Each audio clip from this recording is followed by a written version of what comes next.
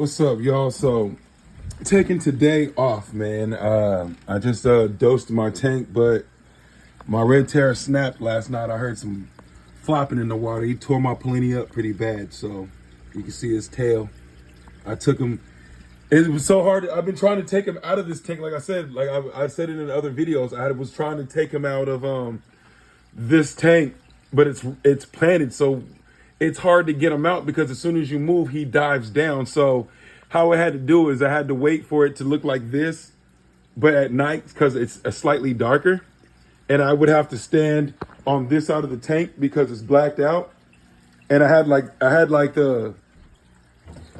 the thing, and I literally had to stand like over here, and it was like, bow, and I just reached in there, pow, scooped him up as fast as I could, and finally got him. So took the day off, taking him. You can see he's down bad, man. My Madagascar, he down bad.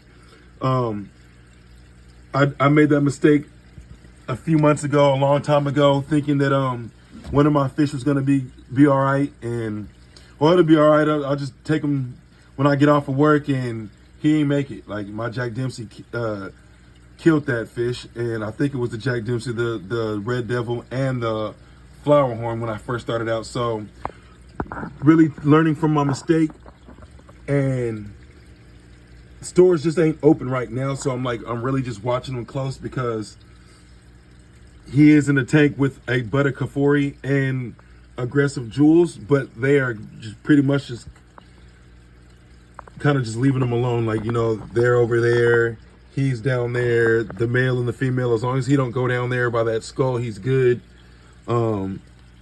The butter Kafori's up there in the corner where he just stays there. Like, everybody has a set corner where they go, so he'll probably be okay right here for now. He's not gonna stay like that. Like I said, it's only 8 in the morning, 7 in the morning.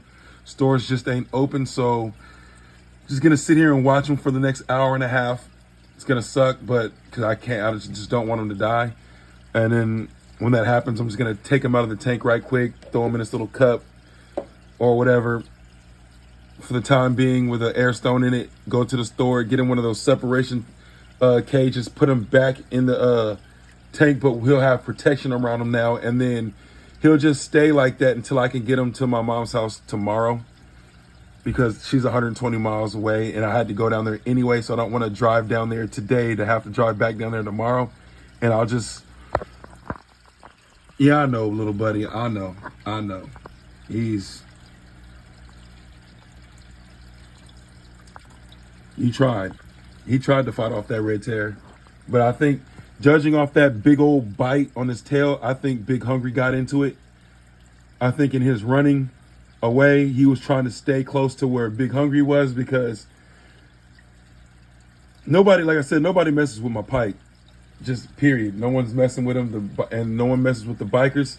So the beef really is kind of between them two. And then the only time my pike really just gets out of character is when they go into his house running around. So my thought process is my red terror wouldn't leave him alone, and he went in that hole trying to hide with Big Hungry, and Big Hungry tore a pouch out and told him to get up out of here. You can't hide up in here. And yeah, man, poor guy. But I'm not gonna make that mistake twice. So he's getting separated as soon as possible, ASAP. Right on, YouTube. Thanks for hearing me out this one time. Originally I was gonna do a video on how I do my